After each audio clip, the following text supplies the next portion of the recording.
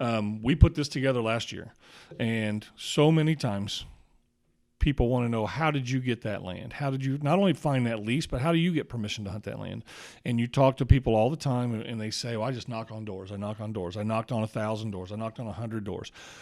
And that by and large might work. Where I don't know that it would work is that you have a hard time getting an exclusive deal that way. Yeah, you might get permission to hunt out there, but you're likely going to be hunting with someone else. My brother's dealing with that right now. His boss at work actually owns a couple pieces of property, and my brother is trying to coordinate with this guy only gun hunts, and my brother typically only bow hunts, and they're trying to coordinate what weekend they'll be out there, and this guy doesn't want my brother out there when he's out there, and vice versa. And I just told him, like, hey man, just look into this stuff, take it to your boss, see what he says. So if you're going to be knocking on doors, you're going to be talking to people, you're going to get a lot of no's, but eventually you'll get a yes. You just want to have something that increases your odds of success. Right. We simply don't. Times have just changed, to say something really cliche. And if you're knocking on doors and you just want permission, then I hope you get permission. And if you have to share the woods or share property with somebody for free, that's a good thing for you. If you're happy with that, then fantastic. But what we're saying is, you want to download this free download on our website. This just kind of lays out, here are some other options. You knock on that door like everybody else has. Instead of just say, hey, I'd like to hunt your ground. If you said, listen, Mr. Landowner, I understand your plight. I know where you are. I know the operational costs are exorbitant. I know those things. I'd like an arrangement here where maybe it's exclusive. Maybe we sign a contract and I lease it for a year. And then you two standing on the front porch can work out a deal that's agreeable to both of you. And all this is laid out in here. And, basically with the secret to hunting private land is take care of your landowner.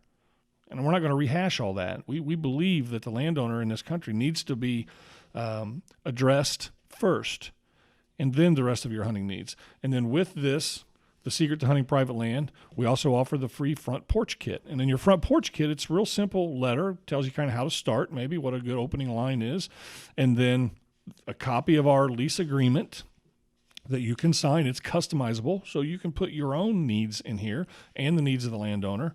And then the last thing, not just a brochure, but is a certificate of our liability insurance. Yep. Just lays everything out. Free, by the way. 100% free. So what we want to do is, I'd love to put this in as many hands as possible. So, go to our website, take a look at this, download it. Now's the time, by the way. Let's talk about that. Why is January and February such a busy time in the hunting lease industry? Do you know? I mean, you should know. I would think you know. Yeah, I feel like it's to the point where all the seasons are wrapping up, and guys want to be prepared for you. They don't want to wait until October, November to try to find a piece of property like we do. We go out there during the summer, we hang stands, we take care of our property, we do quality deer management stuff.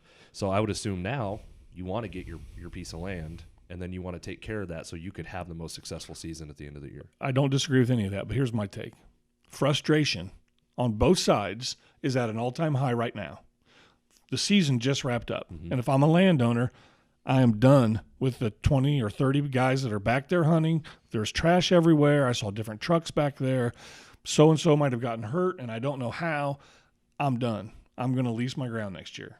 That's a great point, because you, as the guy who's knocking on the door now for that landowner, right, you have to answer for the actions of the guys before you, guys you don't know, guys you've never associated with, and who might behave in a way that you won't behave. They may leave trash. They may do things on the property that the landowner's not fond of.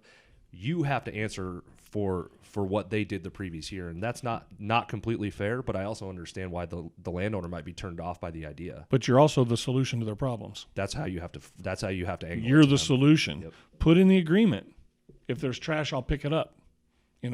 I will pay for a liability insurance policy in case somebody gets hurt. We'll take care of all those things for you. There won't be 20 people back there. There'll be 3, me and my 2 friends. You're the solution to their problem, and that's the way that's the way you have to look at it. Hunters, frustration again. I went out there. Every time I go out there, there'd be 3 or 4 guys already out there. I'm going to lease next year, and that we see in the industry. This is a big time. The time is right to knock on doors, and that's why we're doing this podcast today, and it's why we're leading with us trying to help you get in the door, Yep. so to speak. It works. You're not going to get a yes the first time, but eventually you are going to hit on a landowner who says, yeah, come on in, let's talk, you know.